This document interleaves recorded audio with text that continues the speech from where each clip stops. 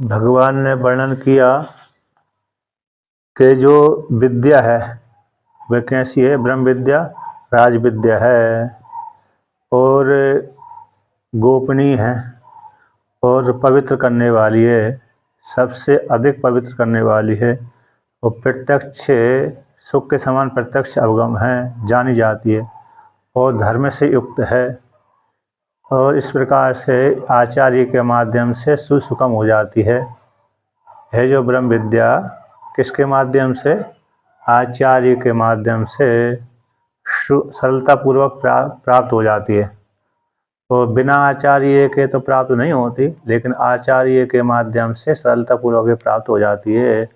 और इसका जो फल है, अन्य विद्याओं का फल तो कैसा होता है? परिच्छिन्न होता है, किंतु इस ब्रह्म विद्या का फल अपरिच्छिन्न होता है और क्षय से रहित होता है, अव्यय होता है। अन्य विद्याओं का फल परिच्छिन्न होता है और क्षय से युक्त होता है, नष्ट से युक्त होता है, नाश से युक्त होता है, किंतु ब्रह्म विद्या का फल कैसा? अक्षय होता है, नाश से रहित होता है। इस प्रकार से भगवान श्री कृष्ण ने वर्णन किया। अब और कहा कि जो साधक इस आत्मज्ञान में निष्ठा नहीं रखते हैं वे संसार भाव को ही प्राप्त होते रहते हैं। अर्थात जिसने आत्म कल्याण करने के लिए प्रयत्न नहीं किया उसको जन्म की प्राप्ति, संसार की प्राप्ति होती रहती है, और जिसने आत्म कल्याण करने के लिए प्रयत्न करता रहता है, आत्म कल्याण के लिए प्रयत्न करता है, उसको संसार भाव की प्राप्ति नहीं होती। इस प्रकार से भगवान ने कहा। अब पुनः और उसी को कहते हैं, तीसरा हो गया था ना, अब चौथा कहते हैं क स्तुति निंदाभ्याम ज्ञान निष्ठाम महिकृत्य ज्ञानम व्याख्यातुम आरभ्यते। स्तुति और निंदा के द्वारा कौन सी, किसकी स्तुति कर दी, किसकी निंदा कर दी? कहते ज्ञान की स्तुति कर दी और निंदा कर दी संसार की, अज्ञान की। यानी जो ब्रह्म विद्या का सेवन करता है उसकी स्तुति हो गई, जो ब्रह्म विद्या का सेवन नहीं करता उसकी निंदा हो गई। अर्थात ब्रह्म विद्या कैसी महान है उसकी स्तुति हो गई, और जो अविद्याजन्य संसार है वो कैसा है? विनाशील वाला है, और जो उसका सेवन करता है, संसार का सेवन करता है, उसको जन्मांतर की प्राप्ति होती रहती है। इस प्रकार से उसकी निंदा कर दी। अश्रद्धा वाले की, यानी अज्ञान वाले व्यक्ति की निंदा कर दी, ज्ञान वाले की स्तुति हो गई। अब जिससे ज्ञान की स्तुति करी है उसका व्याख्यान करते हैं। स्तुत्या अर्जुनम अभिमुखीकृत्य। स्तुति के माध्यम से अर्जुन को अभिमुख करके, अभिमुखी यानी जब व्यक्ति किसी की स्तुति करता है तो सामने वाला, सुनने वाला व्यक्ति उसकी ओर मुख करके खड़ा हो जाता है, सुनने लगता है। बैठा रहे तो उसके सामने मुख कर लेता है, चाहे खड़ा रहे चाहे बैठा रहे, जैसी भी अवस्था में। तो जो कोई भी वार्तालाप करता है, स्तुति आदि करता है, तो वो सामने की ओर देखने लगता है कि अमुक व्यक्ति किसी की स्तुति अथवा निंदा कर रहा है, प्रशंसा कर रहा है, उसकी ओर स्तुति करने वाले व्यक्ति की ओर सामने देखने लगता है। तो उसी प्रकार से स्तुति के माध्यम से अर्जुन को अभिमुखी करके, सामने करके, निमित्त बना करके यहाँ पर भगवान कहते हैं, क्या कहते हैं? अभिमुख करके, सामने करके कहते हैं। तो चौथा श्लोक का पाठ करते हैं। मयः तत्मिदं सर्वम्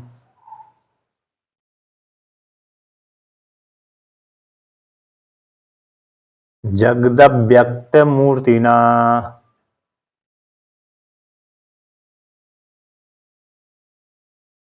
मत्स्थानि सर्वभूतानि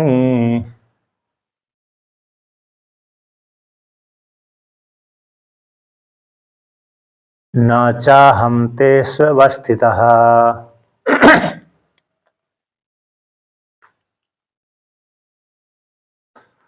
तो यहाँ पर कहते हैं इदम सर्वम जगत है, दृश्यमान जो जगत दिख रहा है, इदम प्रत्यक्ष, इदम शब्द प्रत्यक्ष का वाचक होता है। यह सर्वम संपूर्ण जगत है, जो संपूर्ण जगत है वह किसके द्वारा व्याप्त है? कहते ततम यानी व्याप्तम, किसके द्वारा व्याप्त है? कि मया, मेरे द्वारा।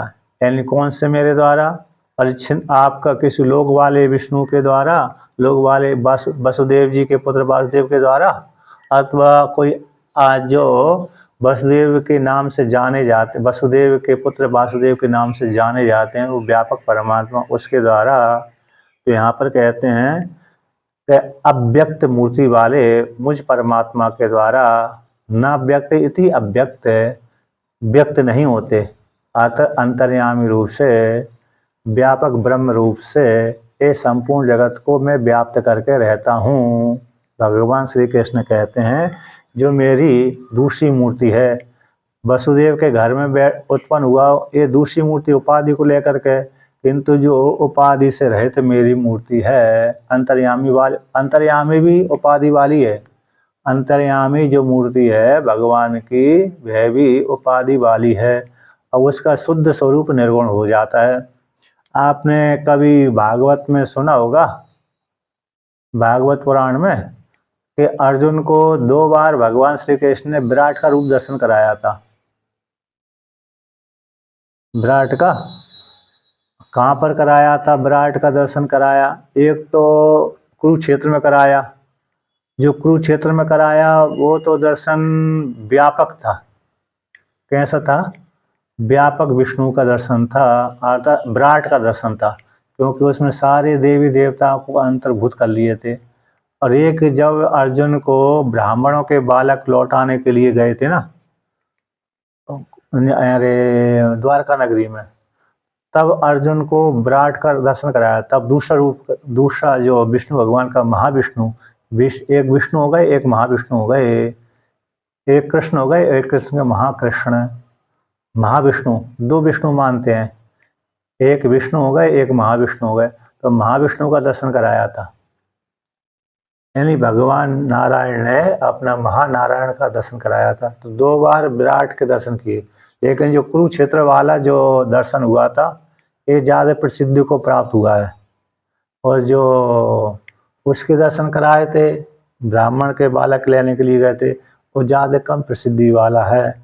लेकिन विराट जो कुरुक्षेत्र वाला दर्शन था वो संपूर्ण जगत को व्याप्त करने वाला वो विराट का दर्शन, ऐसे जो विराट था, ऐसा जो विराट है अव्यक्त मूर्ति है, उसके द्वारा ही ये संपूर्ण जगत व्याप्त है। ठीक है ना? आवाज सुनाई पड़ रही है?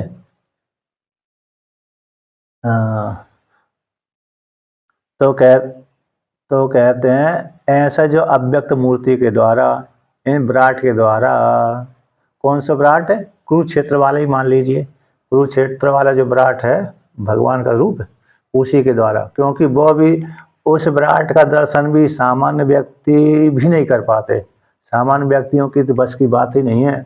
अर्जुन ने भी जब दर्शन किया तो उनके लिए दिव्य चक्षु भगवान श्री कृष्ण दिए। जब तक अर्जुन के पास में दिव्य चक्षु नहीं थे, दिव्य दृष्टि नहीं थी, तब तक अर्जुन ने नहीं देख पाया। वहाँ पर आपको ये जरूर देखने, सारे देवताओं ने देखा उस विराट का दर्शन है ना।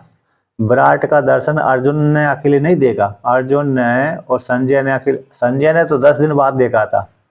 संजय ने जो दर्शन किया विराट का वो तो 10 दिन के बाद उसने दर्शन किया था।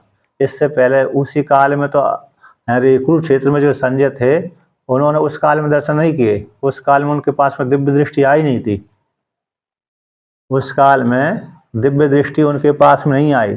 जब वो धृतराष्ट्र को सुनाने लगे कथा, कहानी, इतिहास, पूर्व की घटना, तब उनके पास में दिव्य दृष्टि आई थी। इससे पहले तो व्यास भगवान ने वरदान देकर चले गए थे, लेकिन उपयोग उन्होंने नहीं की, अर्थात दिव्य दृष्टि उनके पास में नहीं आई। और जैसे ही धृतराष्ट्र को कहानी सुनाने लगे, इतिहास सुनाने लगे, उसी काल में दिव्य दृष्टि उनके पास में आ गई थी। तो वो कब सुनाई थी? कि महाभारत के 10 दिन समाप्त होने के पश्चात ही उनके पास में दिव्य दृष्टि आए थे। तो जब संजय महाराज युद्ध क्षेत्र में युद्ध लड़ रहे थे तब उसके काल में उनको दिव्य विराट रूप का दर्शन नहीं हुआ। मात्र अर्जुन को हुआ कुरुक्षेत्र में, और ऋषियों को तो जिन जिन ऋषियों के पास में दिव्य दृष्टि थी उनको हुई, और सारे देवताओं को, क्योंकि देवताओं के पास में तो पहले से दिव्य दृष्टि रहती है, तो ऋषियों को दिव्य दृष्टि विराट का दर्शन हुआ, देवताओं को हुआ और अर्जुन को हुआ, और 10 दिन के बाद संजय को हुआ। और 10 दिन के बाद उन्होंने साक्षात पूर्व की घटना को देखा था। उन्होंने साक्षात जहाँ जिस काल में दर्शन हुए थे, जिस काल में भगवान ने दर्शन कराए विराट का, उस काल में नहीं देखे दर्शन उन्होंने, 10 दिन के बाद उन्होंने देखा था। तो ये भूतकाल के दृश्य को देखने की सामर्थ्य आ जाती है दिव्य दृष्टि में। भूतकाल की में वो भविष्य काल की वस्तु को देखने में सामर्थ्य आ जाती है। इसलिए पूरे ब्रह्मांड को उन्होंने देख लिया था दिव्य दृष्टि आने के पश्चात। तभी तो भूगोल का वर्णन किया उन्होंने। इन्होंने संजय महाराज ने भूगोल का, कौन लोग कितनी दूरी पर है, कौन लोग कितनी दूरी पर है। हाँ,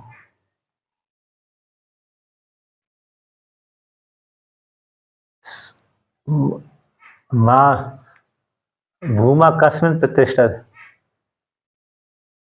इस छांदोपनिषद का इस वो है, श्रुति है, भूमा कस्मिन प्रतिष्ठिता, भूमा किस में प्रतिष्ठित रहता है, तो स्वमहिमनी, तो अपनी स्वमहिमा में। हाँ तो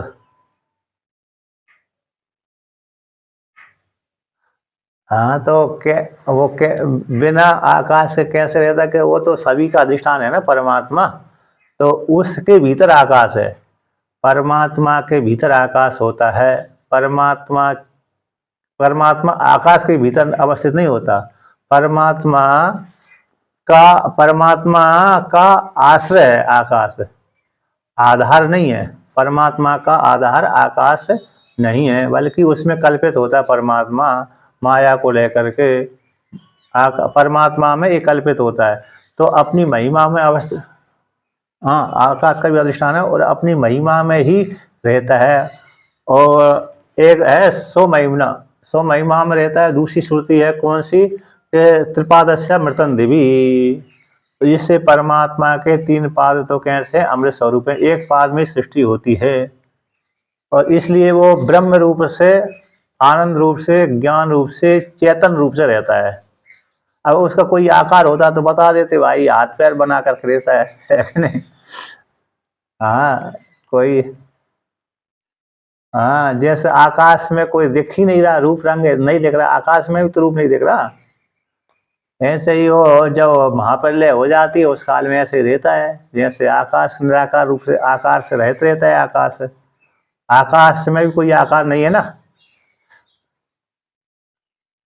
हाँ, आकाश में भी कोई आकार नहीं है ना।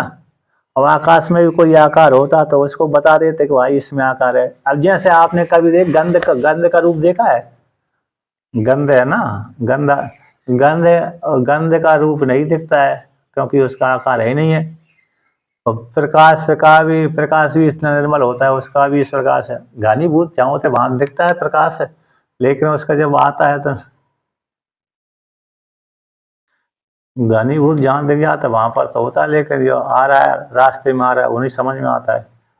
तो जैसे गंध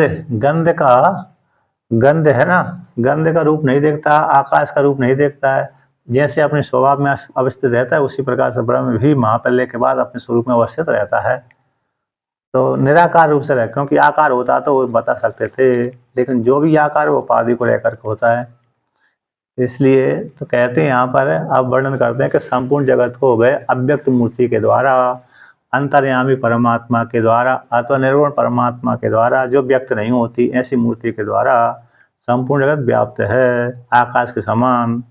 मत स्थानी मत स्थानी, तो मत यानी मुझ में, स्थानी है ना, क्या है, स्थानी।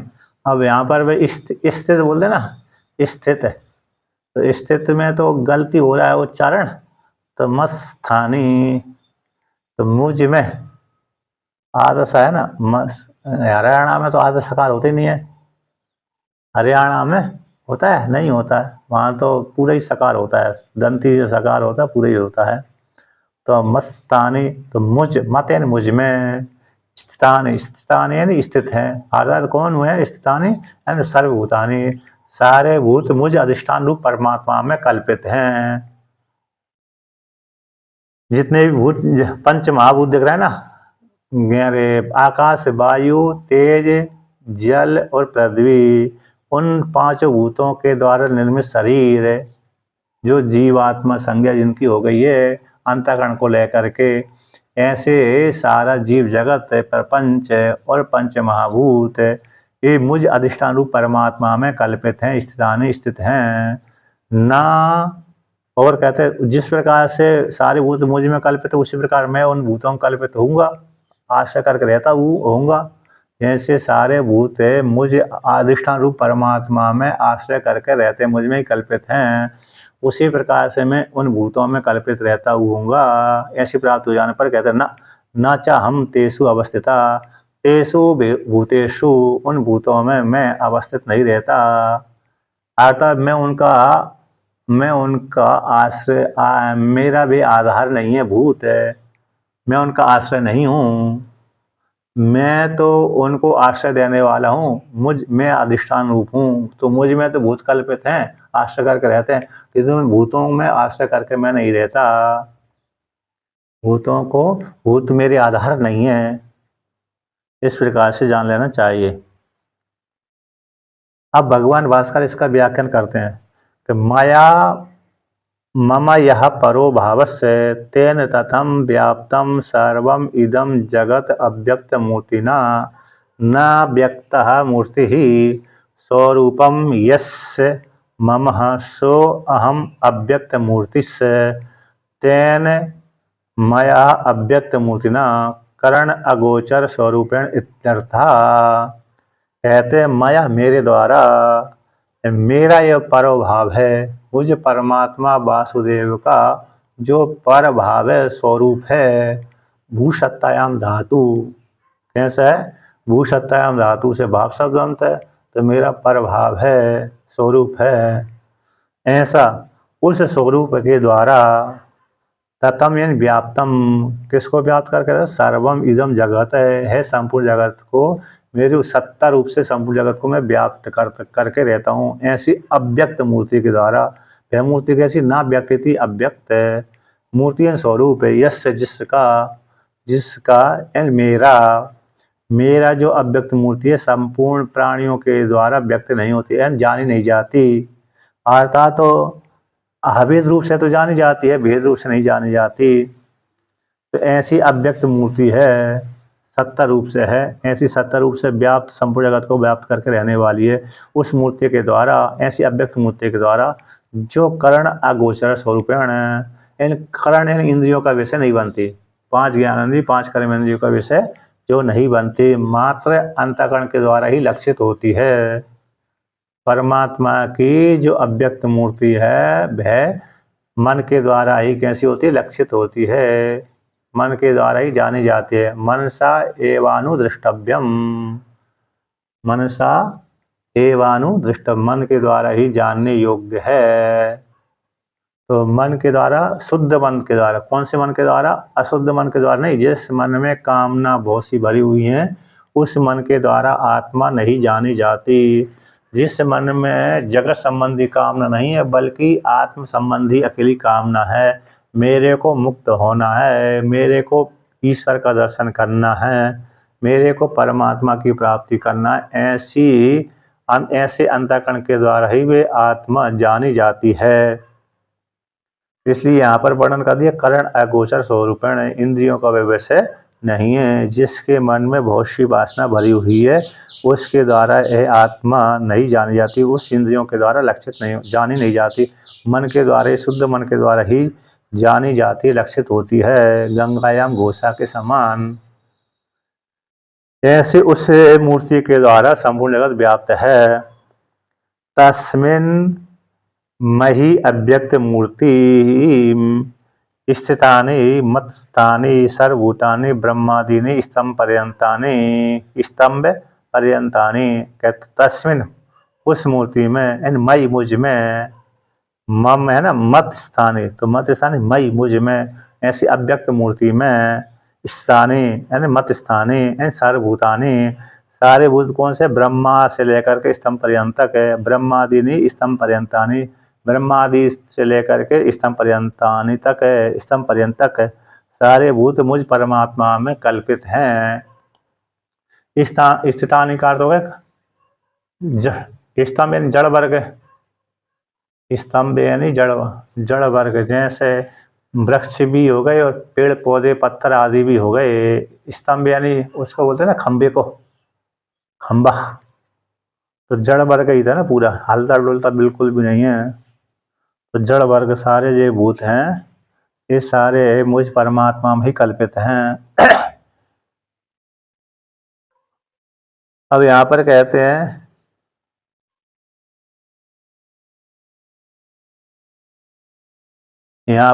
व्याप्य व्यापक रूप से जगत और भगवान का परिच्छेद की आशंका हो जाएगी। व्याप्य करके रहते हैं व्यापक परमात्मा हो गया और व्याप्य जगत हो गया तो व्याप्य व्यापक भाव से युक्त होकर के भगवान का जगत का परिच्छेद की आशंका हो रही परिच्छिन्नता की आशंका हो रही है। तो उस समय परमात्मा में अव्यक्त मूर्ति में संपूर्ण जगत कैसे स्थित है तो परिच्छिन्न के द्वारा माप लिए गए होंगे आप कि ना तथापि कहते तथापि भगवतो भूतानाम च आधार आदेयत्व भेदः स्याद हो जाए कहते उस फिर ऐसे परमात्मा में ये संपूर्ण जगत कल्पित है व्याप्त है परमात्मा संपूर्ण जगत को व्याप्त करके रहता है तो फिर भी भगवान का भूतों का आधार आदि रूप से भेद हो जाएगा कि भगवान आधार हो गए और भूत आदि हो गए तो भेद हो जाए ऐसी आशंका को लेकर करना तो कहते नहीं निरात्मकम किंचित भूतम व्यवहाराय अवकल्पते अतः अतो मत्स्थानि मयः आत्मना आत्मवत्वेन स्थितानि अतो मयि स्थितानि इति उच्यन्ते येन क्योंकि निरात्मक किंचित भूत व्यवहार के योग्य नहीं होते बिना आत्मा के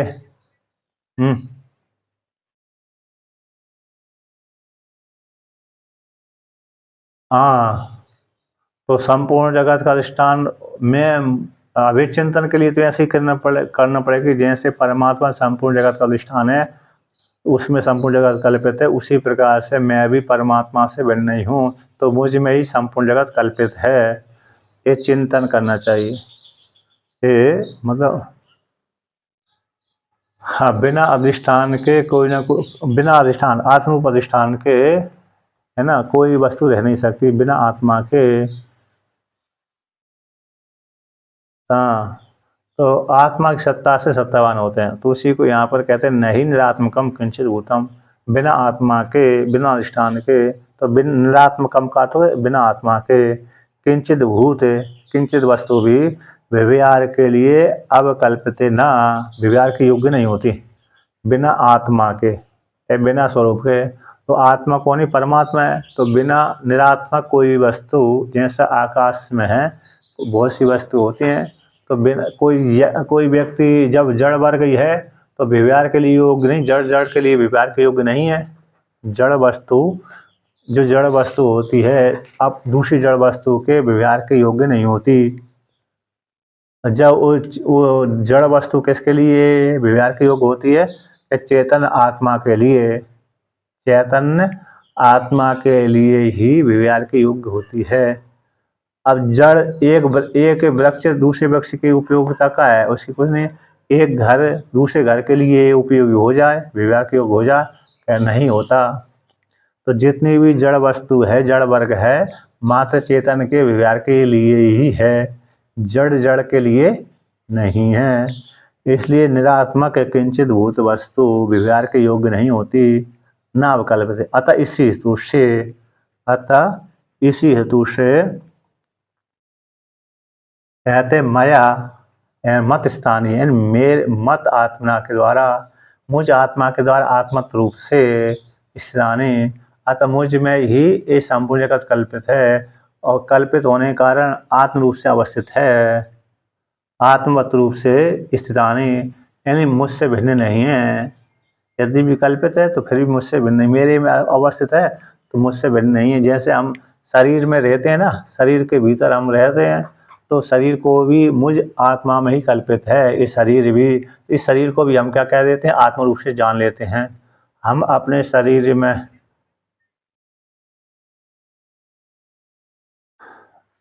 शरीर के भीतर जो 5 कोषों के भीतर आत्मा है, तो उस आत्मा में ही ये शरीर जगत है, शरीर है कल्पित है। तो वो शरीर जो आत्मा को तो आत्मा बोलते ही हैं, लेकिन शरीर को भी उसी आत्मा के साथ युक्त करके बोल देते हैं कि ये शरीर मेरी आत्मा है। इस शरीर को हम क्या बोल लेते हैं, आत्मा मान लेते हैं ना, मानते ही हैं, क्योंकि आत्मा को तो आत्मा मानते ही हैं, आत्मा तो आत्मा है ही है हमारी।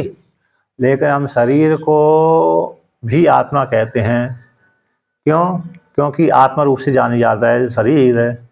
मुझ आत्मा में देवदत्त यज्ञदत्त वाली आत्मा हूँ। यद्यपि शरीर आत्मा नहीं है हमारा, शरीर हमारी आत्मा नहीं है, किंतु आत्मा कौन है, शरीर के भीतर रहने वाली आत्मा ही आत्मा है।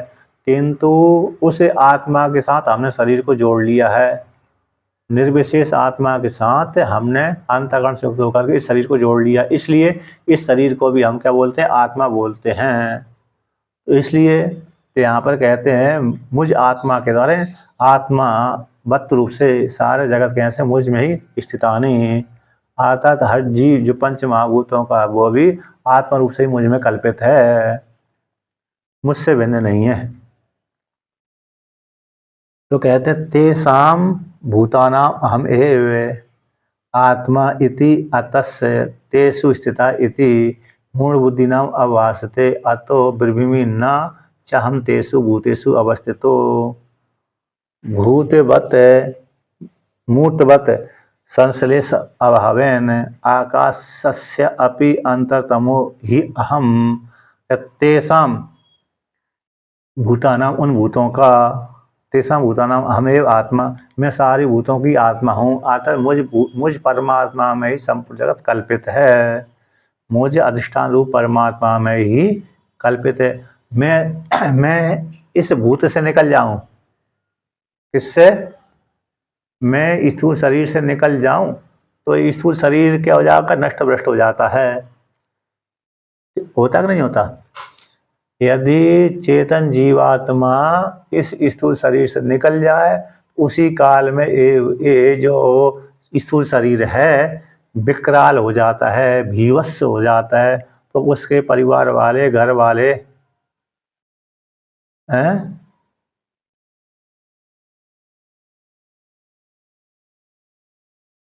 हाँ, तो लिंग शरीर निकलता है, उसके साथ पूरी अष्टक जाता है, उसमें चिदाभास जीवात्मा जाता है।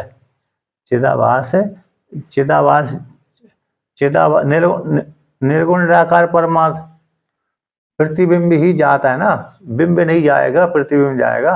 बिंब तो इस अपने स्वरूप में अवस्थित है, उसके जो प्रतिबिंब है उसी को चिदाभास जीवात्मा संज्ञा बोलते हैं। तो वो ही तो जाएगा अंतःकरण से युक्त होकर के।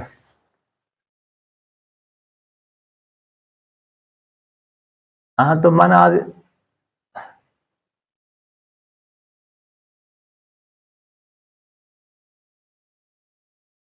अव्यंजक निकल गए, अंतःकरण निकल गए, अंतःकरण से युक्त होकर के चेतन जीवात्मा भी जाता है, चिदाभास संज्ञा जिसकी।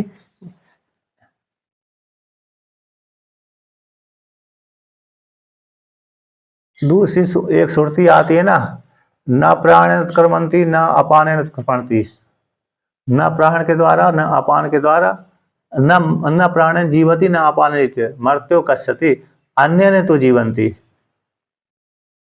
तो अन्य के द्वारा जीव धारण करता है, तो वो उसकी चेतन जीवात्मा जीव संज्ञा, चिदाभास संज्ञा उसकी हो जाती है ना, जो प्रतिबिंब पड़ता है उसके माध्यम से।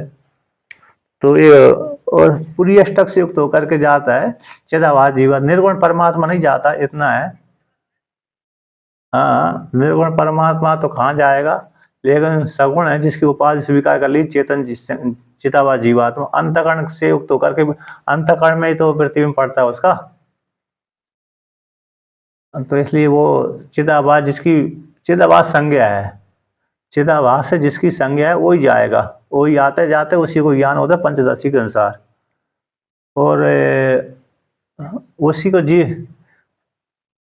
जीवात्मा कहते हैं, जीव कहते हैं, उसी को ही ज्ञान होता है। और उसका जो मुख्य स्वरूप है अधिष्ठान कूटस्थ, वो स्वरूप में अवस्थित रहता है। हाँ, उसमें उसको बाद में सामान्य मोटी दृष्टि है, जीवात्मा, जीवात्मा को ज्ञान हो जाता है। अब चिदाभास कहते हैं पंचदशी के अनुसार। पंचदशी में अच्छा समझाया है।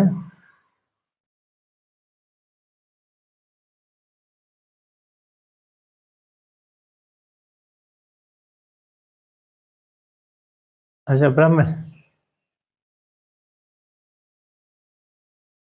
हाँ, नहीं। हाँ, अभी तो हमने, अच्छा आपने देखा होगा, हमने तो नहीं देखा। हाँ,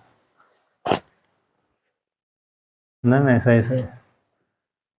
हाँ, नहीं नहीं नहीं, उसमें ये है ना, जो महात्माओं से जुड़ा हुआ होगा ना, वो जुड़ा है, महात्माओं से जुड़ा हुआ है, लेकिन समझ नहीं पाया, तो वो यार ऐसा लिख देता है, लिखवा लेता है। और जिसने महात्माओं से शास्त्रों का शीलन नहीं करता है, वो तो नहीं लिख पाता, नहीं लिखवाता। और जिसने महात्माओं से जुड़ा हुआ है, शास्त्रों का कुछ करता है, कुछ समझता, कुछ नहीं समझता, तो वो ऐसा लिख देता है, लिखवा लेता है सत्संग के माध्यम से।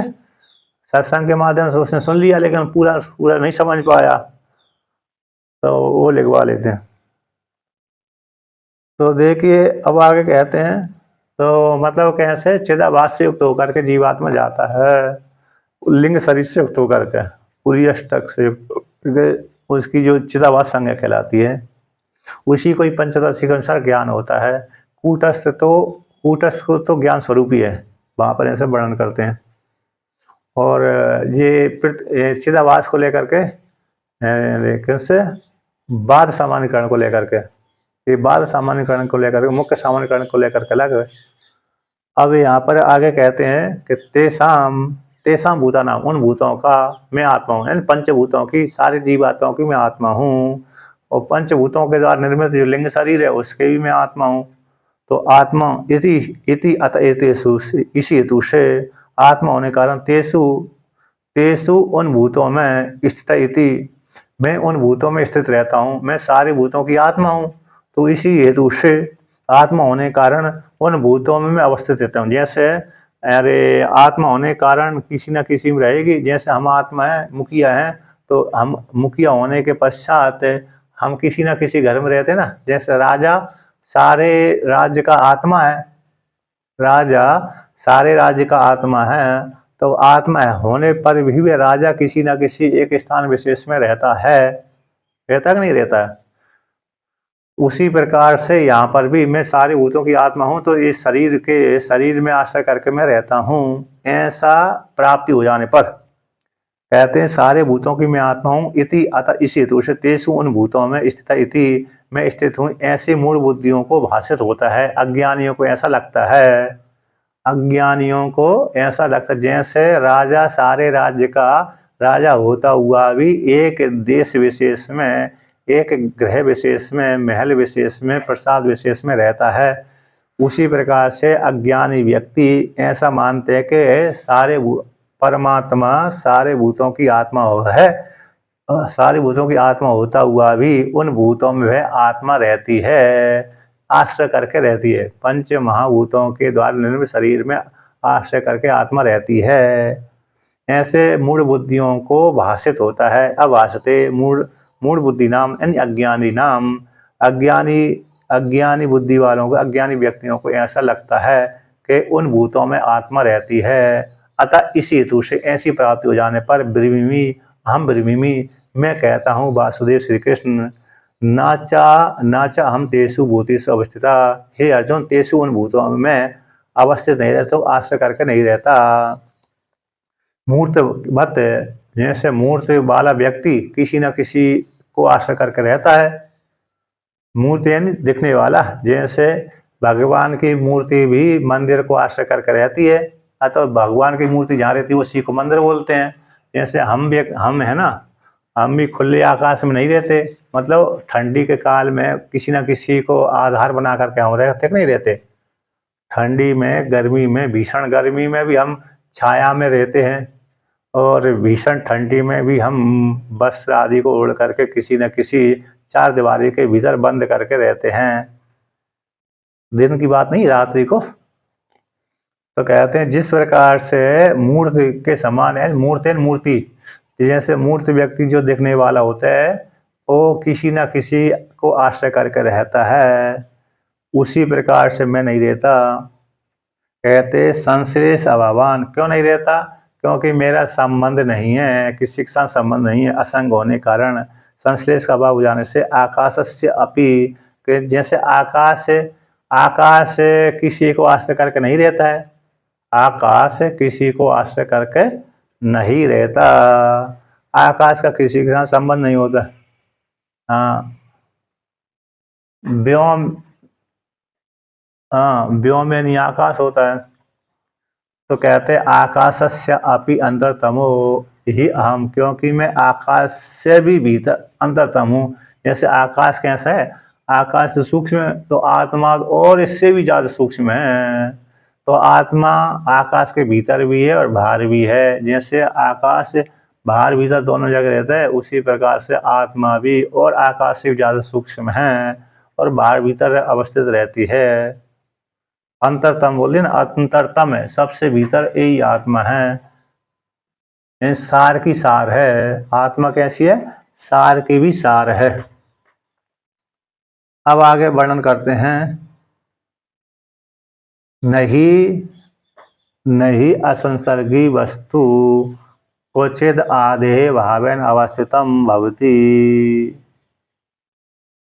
कहते हैं जो असंसर्गी वस्तु होती है किसी कहीं पर भी आधे भाव से अवस्थित नहीं होती। अर्थात संसर्गी से रहित जो वस्तु होते,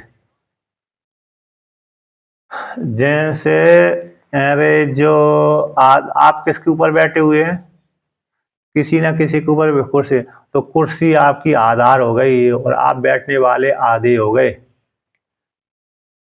जो जिसके ऊपर हम आदेश आधार, उसका बैठने का स्थान, आधार है नहीं बैठने का स्थान, आधार कार्ड है आधार कार्ड है कि नहीं, तो इसके द्वारा आप मूल अधिष्ठान नहीं है, साम गौण अधिष्ठान है। मूल अधिष्ठान तो परमात्मा हो गया, गौण अधिष्ठान है इसको आधार बोलते हैं। क्या बोलते हैं? जिसके ऊपर हम बैठे हैं, जिसके ऊपर हम कोई भी वस्तु किसी के ऊपर रखी हुई, कोई भी वस्तु किसी के ऊपर रखी है तो उसमें आधार आधे भाव होता है। नीचे वाली वस्तु को आधार बोलते हैं, ऊपर वाली वस्तु को आधे बोलते हैं। तो आश्रय और आश्रयी, एक आश्रित करके रहने वाला, एक आश्रय को देने वाला। जैसे पिता पुत्र हो ना, बालक छोटा सा बालक को पिता अपने कंधे पे रख लेता है, तो पिता आधार हो गया, पुत्र आधे हो गया।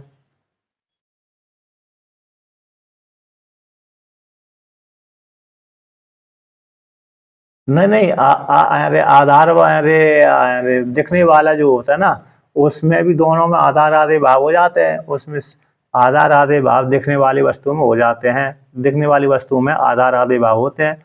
अब जो जिसने दिखती नहीं है उसमें यहाँ पर यही वर्णन किया कि जो संसर्ग से रहित वस्तु है उसमें आधे भाव नहीं रहता।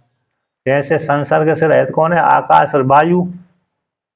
आकाश और वायु ये दोनों संसर्ग से रहित है, ये हमेशा निर्मल ही बने रहते हैं, हमेशा कैसे? निर्मल ही बने रहते हैं। तो इसलिए इसमें आधार आधे भाव नहीं रहता है, यानी सभी जगह व्याप्त करके रहता है। तो यहाँ पर वर्णन करी जो असंसर्ग वस्तु है, संसर्ग से रहित है, संसर्ग संबंधी, जहाँ पर चिपक जाना संसर्ग कहलाता है। तो जो संसर्ग से रहित वस्तु है उसमें कहीं पर भी आधे भाव नहीं रहता, आधे भाव रूप से अवस्थित नहीं रहती, न भवती। इस प्रकार से वर्णन किया। अब आगे को वर्णन करते हैं। अभी तो कह दिया कि भगवान ने कि सारे संपूर्ण जगत को व्याप्त करके मेरी मूर्ति रहती है, अव्यक्त मूर्ति। अव्यक्त मूर्ति के द्वारा मैं संपूर्ण जगत को व्याप्त करके रहता हूँ और सारे भूत मुझ परमात्मा रूप अधिष्ठान में कल्पित हैं, ऐसा भगवान ने कहा। अब पुनः कहते हैं कि जो भूत मेरे में भी कल्पित नहीं है, मेरे में है ही नहीं है, मुझ में भूत है भी नहीं। एक बार तो कह दिया भगवान ने कि सारे भूत मुझ में ही आश्रय करके रहते हैं। अब दूसरी बार भगवान उसको खंडन भी कर देते हैं कि ये भूत जो मेरे में मैंने वर्णन किया था मुझ में रहते हैं, वो भूत वास्तव मेरे में है ही नहीं है। अज्ञानी को मात्र देखते हैं कि परमात्मा में भूत हैं, दिखते मात्र हैं लेकिन होते नहीं हैं। हाँ, जैसे मांडू कारिका में आता है कि स्वप्न में दिखने वाला जगत यद्यपि दिखता तो है लेकिन होता नहीं है। स्वप्न में दिखने वाला जगत यद्यपि दिखता है, दिखता हुआ भी जागने के पश्चात नहीं होता। स्वप्न काल में तो सत्य प्रतीत होता है स्वप्न का जगत, लेकिन जैसे ही जागृत अवस्था में जाता है व्यक्ति, तो जो दिख रहा था वो मिथ्या अपने आप ही सिद्ध हो जाता है। स्वप्न काल में तो सत्य हो रहा था, सत्य दिख रहा था, सत्य भी लगता था और सब कुछ खाता पीता ज्ञान सुनता रहता था। किंतु जैसे ही जागृत अवस्था में आया व्यक्ति, उसको उसका जगत कहाँ गया, उसका ज्ञान कहाँ गया, सारा नष्ट हो जाता। वो कहता है ये जो स्वप्न देख रहा था वो सारा मिथ्या ही था ही नहीं, मैं तो झूठा ही देख रहा था। मैं तो जहाँ पर सोया था वहीं पर सोया जगा हुआ हूँ, और जितना भी जगत प्रपंच को मैंने स्वप्न अवस्था में देखा तो सारा झूठा ही झूठा था। सारा का जगत कैसा था, झूठा ही झूठा था। किसी अविद्या दोष को लेकर के वो दिख रहा था, अविद्या दोष के कारण अज्ञान को लेकर के मैं देख रहा था, बल्कि वो जगत कैसा मिथ्या ही था, असत्य नहीं था। उसी प्रकार से जो मैंने पहले वर्णन किया कि सारे भूत मुझ में अवस्थित हैं, अब कहते हैं वो भूत मुझ में अवस्थित है भी नहीं है, क्योंकि वो मिथ्या होने के कारण, कल्पित होने के कारण, कल्पित होने के कारण वो भूत मुझ में स्थित नहीं है। फिर भी मेरी शक्ति, माया शक्ति के द्वारा तुम जान लो। तो कहते हैं अतः एव असंसर्गत्वम, जिस हेतु उसमें असंसर्ग है उसी हेतु से ममा, मेरा जो असंसर्गत्व भाव है, किसी के साथ संबंध नहीं होता, जिस हेतु से उसी हेतु से ये सारे भूत मुझ में है भी नहीं है, सारे भूत मुझ में है भी नहीं है। इस प्रकार से परमेश्वर का भूतों में स्थिति भावना होने पर भी भूतों का उसमें परमात्मा में स्थिति हो जाए। यहाँ पर पूर्व पक्षी कह रहा है कि परमेश्वर का भूतों में स्थिति भाव नहीं है, अतः परमात्मा भूतों में नहीं रहता, किंतु भूत तो परमात्मा में रहते हैं। भूत तो आधार आधे भाव परमात्मा में हो जाए, तो फिर कैसे, जब भूत परमात्मा में रह रहे हैं तो परमात्मा का असंगत्व धर्म कैसा होगा। परमात्मा यद्यपि भूतों में नहीं रहता है, ठीक है, किंतु परमात्मा में तो भूत रह रहे हैं, रह रहे कि नहीं रह रहे। तो यहाँ पर भगवान ने पहले वर्णन कर दिया कि मत स्थानी भूत सर्वभूतानि, मत स्थानी मुझ,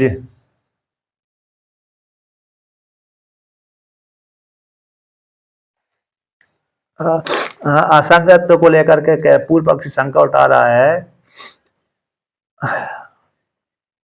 हाँ, अभी पूर्व पक्षी इस भगवान की पहली तीसरी पंक्ति को आधार बना करके शंका करता है, क्योंकि एक श्रुति आई है असंगो ही अयम पुरुषा, असंगो नहीं सज्जते, असंगो ही अयम पुरुषा एक श्रुति है, असंगो नहीं सज्जते न सीरियते, ये श्रुति आदि है कि असंगो न सज्जते, असंग है इसी के साथ संबंध नहीं होता। अब किंतु यहाँ पर भगवान ने कह दिया मत स्थानी सर्वभूतानि, मुझ में सारे भूत कल्पित रूप से रहते हैं, तो मुझ में जब रहते हैं तो मेरे साथ संग तो हो गया। आप अपने घर के मुखिया हैं, तो आपने किसी को आश्रय करके रख लिया कि भाई मेरे घर में रह सकते हैं, आप मेरे साथ रह सकते हैं। जब आप उसको रख लिया आपने, तो उसके साथ आप संग हो ही जाता, नहीं होता है आपका, उसके साथ संग हो जाता है, क्योंकि आपने उसको रखा हुआ है अपने घर में, तो उसके साथ वार्तालाप भी होगा, आपका उठना बैठना भी होगा, बोलचाल भी होगी। व्यवहार आदि भी होगा। तो जब व्यवहार आदि होगा तो उसके साथ आप जुड़ गए, तो आपने उसका साथ संग कर लिया। तो उसी प्रकार से लौकिक दृष्टांत के अनुसार जैसे किसी व्यक्ति ने दूसरे व्यक्ति को अपने पास में रख लिया तो उसके साथ संग हो गया, उसी प्रकार से यहाँ पर भी आत्मा ने सारे भूतों को अपने में रख लिया था। सारे भूत मुझे आत्मा में कल्पित हैं, आश्रय करके रहते हैं, तो इसलिए उन भूतों के साथ संग परमात्मा का हो गया। तो एक श्रुति कहती है असंगो नहीं सज्जते, असंगो ही अयम पुरुषा। तो फिर परमात्मा का असंगत तो कैसा होगा, जबकि भूतों के साथ परमात्मा का तो संग हो रहा है। ऐसी प्राप्ति हो जाने पर कहते हैं अतएव इसी रूप से असंसर्गित होने से, अतः मेरा किसी के साथ संबंध नहीं होता। जो जितना भी जगत पर दिख रहा है मुझ में कल्पित है, वो कल्पित रूप वाला है, दिखता हुआ भी होता नहीं है। दिखता है भ्रांति को लेकर के। सारे भूत भ्रांति से देख लेते हैं कि परमात्मा में जगत है, लेकिन परमात्मा में जगत है ही नहीं है। जैसे रस्सी में सर्प है, रस्सी में सर्प न होता हुआ भी दिख जाता है, लेकिन वो रस्सी में वास्तव में सर्प था ही नहीं, और लेकिन भ्रांति को कारण व्यक्ति के मन में सर्प बैठा हुआ है। व्यक्ति के मन में सर्प बैठा था भ्रम से, रस्सी में सर्प नहीं बैठा था। किस में नहीं बैठा था? रस्सी में सर्प नहीं बैठा था, लेकिन भ्रांति से रस्सी में सर्प देख लेता है व्यक्ति, और उसी भ्रम को रस्सी में आरोप कर देते कि रस्सी में सर्प है, रस्सी में सर्प है, लेकिन रस्सी में वास्तव में सर्प था ही नहीं। वो सर्प तो कहाँ बैठा था? उसके मन में बैठा हुआ था। हाँ, सादृश्य वस्तु रखी थी वो रस्सी, सर्प के जैसी आकार में पड़ी थी, उसी को भ्रम हो गया कि सर्प हो सकता है, लेकिन भय सर्प का संस्कार तो मन में था, रस्सी में कोई भी संस्कार नहीं था। रस्सी में कोई भी संस्कार नहीं था कि रस्सी में सर्प हो, बल्कि मन में ही संस्कार था। उसी संस्कार वहाँ पर सादृश्य को लेकर के दिख गया, भ्रम हो गया, इसलिए रस्सी में सर्प नहीं था। उसी प्रकार से आत्मा में कोई भी जगत नहीं है। भ्रम से व्यक्ति के मन में जगत है। किस में जगत है? व्यक्तियों के मन में जगत है। इसलिए मन में जगत होने के कारण है, अब आत्मा में कोई जगत नहीं, आत्मा में कोई जगत नहीं, इसलिए आत्मा कैसी असंग है। फिर भी आत्मा में असंग जगत न होने पर भी आप भगवान कहते मेरे में देखो, मेरे ऐश्वर्य को तुम देखो, उसको लेकर के यहाँ पर पाठ करते हैं 5वें श्लोक का। नाचामस्थानि भूतानि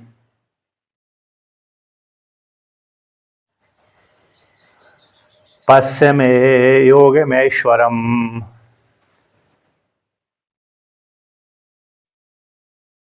भूत भृन्ना च भूतस्थो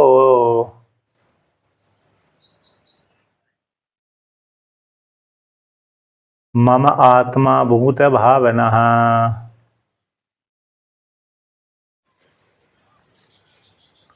तो यहाँ पर कहते हैं नाचामस्तानि भूतानि, कहते मुझ वासुदेव परमात्मा में भूत है भी नहीं है। यद्यपि पहले वर्णन कर दिया मस्तानि सर्वभूतानि, मुझ में ही सारे भूत हैं। यहाँ पर कहते हैं ना, वो मस्तानि भूतानि, मुझ में भूत है ही नहीं है। अतः मैं भूतों का आश्रय नहीं हूँ, आधार नहीं, मैं भूतों का आधार नहीं हूँ। भ्रांति से व्यक्ति के मन में जगत बैठा हुआ तो मेरे में कल्पित कर देता है, कल्पना कर लेता है कि सारे भूत परमात्मा में रहते हैं, बल्कि वो परमात्मा की माया शक्ति है। माया शक्ति के द्वारा ही ये परमात्मा में जगत दिखता है। माया शक्ति को हटा दो, नष्ट कर दो, तो माया शक्ति ना रहने पर जगत में, परमात्मा में कोई भी जगत नहीं है। तो नाचा मत स्थान भूतानि, वास्तव में मेरे में भूत है भी नहीं है। फिर भी न होने पर भी पश्य देखिए, मैं योगम, मैं यानी मामा मेरा, योगम ऐश्वर्य, ऐश्वरम ईश्वर के भाव को ऐश्वरम बोलते हैं। ऐश्वर्य संबंधी योग को मेरे को देख, मेरा जो ऐश्वर्य संबंधी योग है माया के माध्यम से, उस योग को मेरा देख लो। कहते ऐश्वर्य मेरा का देखो, ऐश्वरम ने ऐश्वर्य संबंधी जो योग है, मेरा जो योग है, मेरा ऐश्वर्य है, उस ऐश्वर्य को तुम देखो। यद्यपि सारे भूत मुझ में नहीं है, न होने पर भी माया को लेकर के मैं सारे भूतों का जगत का निर्माण कर देता हूँ। ऐसा जो मेरा ऐश्वर्य है, उस ऐश्वर्य को तुम देखो। भूतभृत, भूतों को धारण करने वाला हूँ मैं। भृत है ना, भीड़ी भरने, धारण पोषण, भरती, भूतों को धारण भी करता हूँ, भरण पोषण भी करता हूँ। नाचा भूतस्थो, किंतु भूतों को धारण करता हूँ मैं, किंतु भूतों में मैं स्थित नहीं रहता। भूतों को यद्यपि मैं, जैसे बहुत से व्यक्ति एक दूसरे को धारण करते हैं, एक एक एक व्यक्ति दूसरे को आश्रय देता है। लौकिक जगत में भी व्यक्ति, जैसे कोई गरीब व्यक्ति है, अमीर व्यक्ति गरीब व्यक्ति को आश्रय दे देता है, भाई मैं तुम्हारी मदद करूँगा। मैं तो वो जिसने मदद करी है वो भूतों को धारण करने वाला हो गया। भूत को किसको होगा? भूतों को धारण करने वाला हो गया। तो इस प्रकार से, उसी प्रकार से परमात्मा भी भूतों को धारण करता है, भरण पोषण करता है। तो भरण पोषण करता है तो फिर उससे परमात्मा भी कोई काम लेता होगा। जैसे किसी व्यक्ति ने दूसरे की मदद कर दी, गरीब वाले व्यक्ति की मदद कर दी धन के माध्यम से, तो फिर वो बदले में वो गरीब भी क्या कर देता है, उसकी काम आदि कर देता है, मजदूरी आदि कर देता है, मतलब मेहनत, कभी कभी सहयोग दे देता है। देता कि नहीं देता? तो देता है। जैसे स्वामी सेवक भाव, तो स्वामी सेवक भाव में जैसे स्वामी सेवक है, स्वामी की सेवा करता है, स्वामी की सेवक सेवा करता है, तो बदले में सेवक भी, जैसे स्वामी ने धन दे दिया, बदले में सेवक ने उनकी सेवा कर दी। बदले में क्या कर दिया? सेवक ने उनकी सेवा कर दी। तो उसी प्रकार से, तो जैसे बदले में अब एक दूसरे का उपकार हो गया ना, एक ने धन के माध्यम से मदद कर दी, दूसरे ने सेवा के माध्यम से मदद कर दी, तो एक दूसरे में आश्रय करके आश्रय और आश्रय भाव हो गया। तो स्वामी में अरे सेवक आश्रय करके रह रहा है और सेवक में स्वामी आश्रय करके रह रहा है। ऐसी प्राप्ति हो जाने पर कहते न, उसी प्रकार से संपूर्ण जगत को भरण पोषण करने वाला ईश्वर है, तो ईश्वर उस भूतों में रहता होगा। कहना अच्छा भूतस्थो, मैं भूतों में स्थित नहीं रहता। मम आत्मा भूत भावना, सारे भूतों को भरण पोषण करने वाला भूत भावन परमात्मा में भूतों में आश्रय करके नहीं रहता, है ना। कहते हैं तथा भूत भावनो, भूतों को उत्पादन करता हूँ, वर्धन करता हूँ, है ना। अरे यहाँ पर वर्णन किया, तो यहाँ पर इस प्रकार से जान लेना चाहिए। यानी मैं फिर भी आत्मा, मैं भूत भावन आत्मा हूँ। मैं भूतों की, मैं कैसे? मम आत्मा, मेरी जो आत्मा है, लौकिक दृष्टि के अनुसार मैं, मेरी जो आत्मा है भेद दृष्टि से यहाँ पर वर्णन करते, मम आत्मा भूत भावना, भूतों को उत्पादन करने वाली वो मेरी आत्मा है, ऐश्वर्य है, संपत्ति है। सामान्य व्यक्ति भेद पूर्वक कहते हैं ना, ये मेरी आत्मा है, भिन्न करके जानते हैं। उसी प्रकार से भगवान ने भी यहाँ पर है लौकिक दृष्टि को आस लगा करके कहते हैं मेरी आत्मा है, भेद पूर्वक। यद्यपि भेद नहीं है, लौकिक दृष्टि को आश्रय बना करके यहाँ पर वर्णन कर दिया, ऐसी मेरी भूत भावन है, यानी भूत भावन, भूतों को उत्पादन करने वाली मेरी आत्मा है। इस आत्मा के द्वारा ही संपूर्ण जगत को व्याप्त करके मैं रहता हूँ।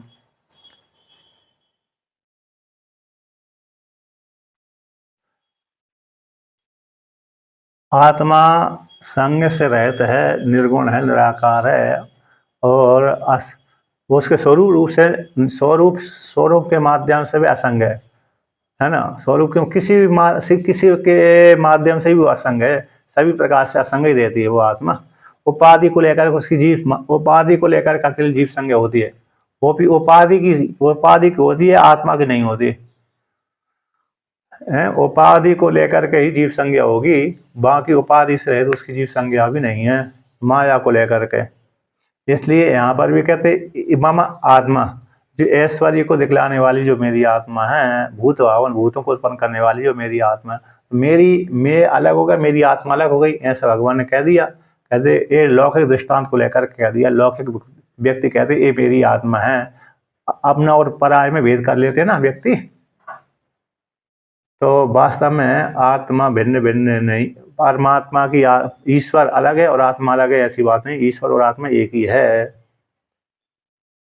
ना। इस प्रकार से वर्णन किया ऐसा।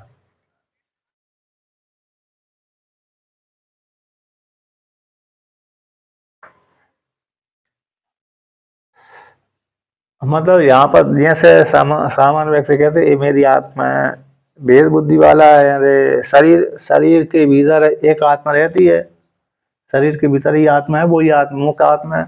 लेकिन ये मेरी आत्मा है, ये मैंने किया है, मेरी मम लगा देते मेरी मेरी आत्मा ये है। तो यहाँ पर भेद पूर्वक यहाँ पर वर्णन करते हैं, भेद पूर्वक यहाँ पर वर्णन करते हैं।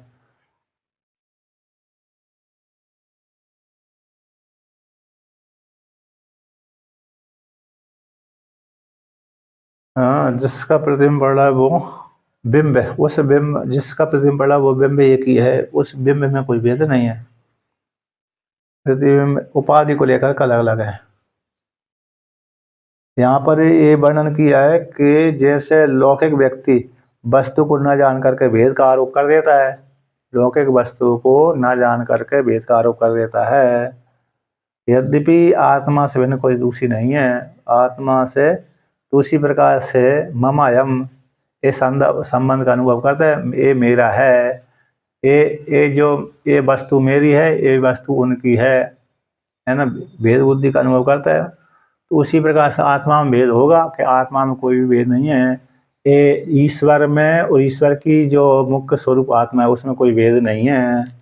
ये जगत अव्यक्त मूर्ति है ना, अव्यक्त मूर्ति जो परमात्मा है और निर्गुण निराकार परमात्मा है, उसमें कोई भेद नहीं है। माया शक्ति को लेकर के ही परमात्मा जगत का निर्माण करता है, माया शक्ति से रहित होकर के परमात्मा जगत का निर्माण नहीं करता, ये जानना चाहिए। और भूत भावन का अर्थ हो गया भूतों को उत्पन्न करने वाला है, मेरी आत्मा है।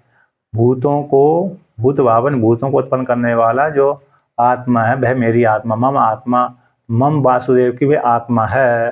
तो यहाँ पर मम वासुदेव की भूतों को उत्पन्न करने वाला, वर्धन करने वाला, वृद्धि करने वाला वो आत्मा का भिन्न है नहीं, वो भूतों को उत्पन्न करने वाली बातों वो एक ही है। ऐसे सामान्य व्यक्ति भेदपूर्वक व्यवहार कर देते हैं कि ये मैं हूँ, ये मेरा अलग है, दूसरा आत्मा है, मैं अलग हूँ, दूसरा सामने वाला अलग है। ऐसे सामान्य व्यक्ति भेदपूर्वक व्यवहार करते हैं। उसी प्रकार यहाँ पर भी भगवान ने मम आत्मा ऐसा प्रयोग कर दिया लौकिक दृष्टि को लेकर के, बल्कि ईश्वर में और आत्मा में कोई भेद नहीं है, ईश्वर ही आत्मा है, आत्मा ही ईश्वर है, इस प्रकार से जान लेना चाहिए। उसी ईश्वर रूप आत्मा के द्वारा ही संपूर्ण जगत व्याप्त है। वो परमात्मा किसी भूतों में स्थित नहीं है, बल्कि अपने स्वरूप में स्थित रहता है। महिमा अरे भूमा कस्मिन प्रतिष्ठिता कि स्वमहिमनि प्रतिष्ठिता, तो स्वमहिमा में ही प्रतिष्ठित रहता है भूमा, इस प्रकार से वर्णन कर लिया। अब आगे का पार्ट फिर